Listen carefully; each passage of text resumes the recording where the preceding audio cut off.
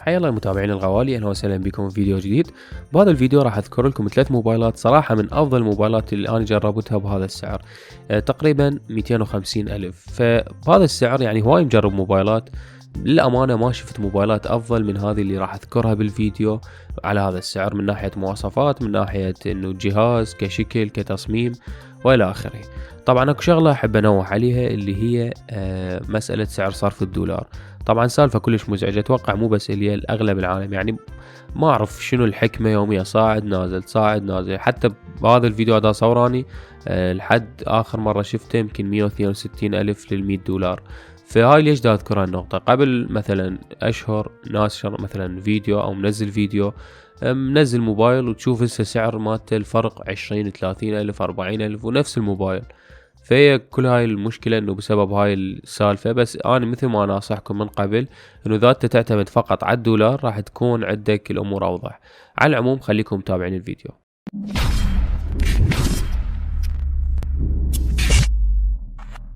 اهلا وسهلا بكم مرة ثانية اعزائي المشاهدين. مثل ما ذكرت انه بهذا الفيديو خالكم 3 موبايلات.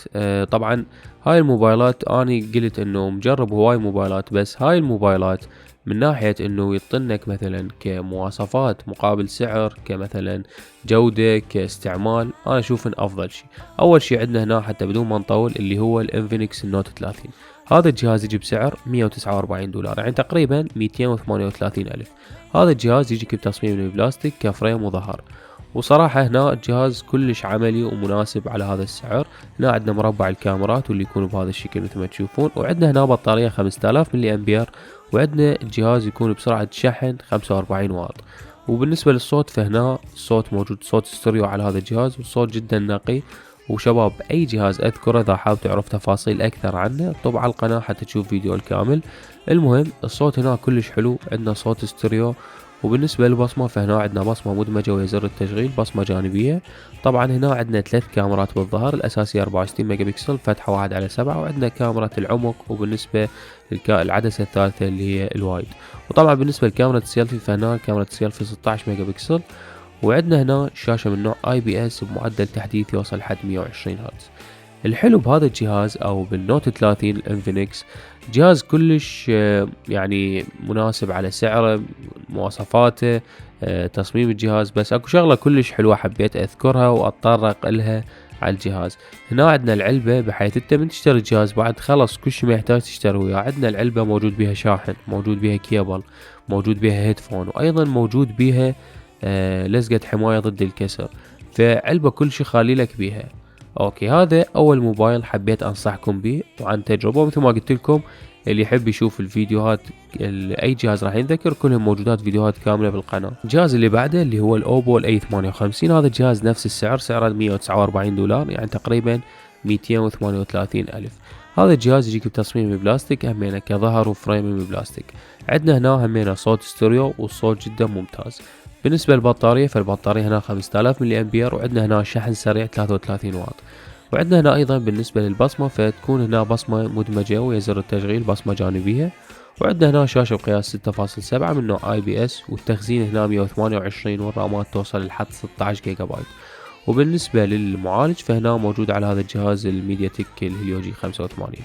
وهذا الجهاز الحلو بيه الواجهة كلش خفيفة، يعني ما تحسه جهاز اقتصادي. الواجهة مالته نادرا ما واجهت بها مشاكل او باجز او يعني شغلات من هاي الاخطاء. فهذا الجهاز همين انصح بيه على هذا السعر. زين، اخر جهاز عندنا اللي هو الريلمي سي 55. هذا الجهاز سعره شوية مرتفع عن هذيك الاجهزة، سعره $165، يعني تقريبا 265 الف. هنا عندنا الكاميرا 64 ميجا بكسل، وعندنا هنا الجي 88 من ميديا تك. وطبعا الرامات توصل هنا لحد 16 جيجا بايت، والتخزين على هذا السعر بهذا الجهاز 256 جيجا بايت. وبالنسبة للشاشة فهنا عندنا الشاشة 6.7 من نوع IPS، والريفرش ريت مالته يوصل لحد 90 هرتز.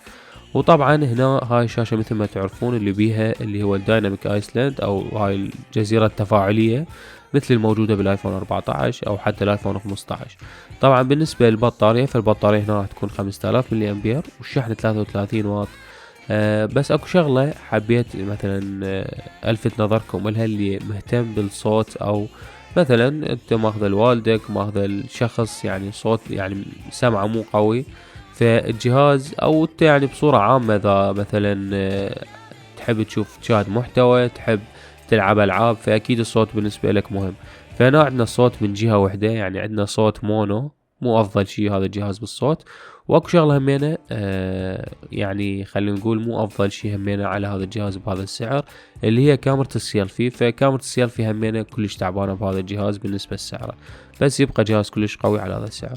فبس هاي كانت افضل 3 اجهزة ممكن تشتريها بهذا السعر اللي هو 250 الف. واذا حابين ننزلكم فيديوهات على اي سعر ثاني اكتبوا لي بالتعليقات، واي شيء تحتاجون اكتبوا لي بالتعليقات. شكرا لكم، وصلنا لنهاية الفيديو، ان شاء الله نلتقي بالفيديو القادم. في امان الله.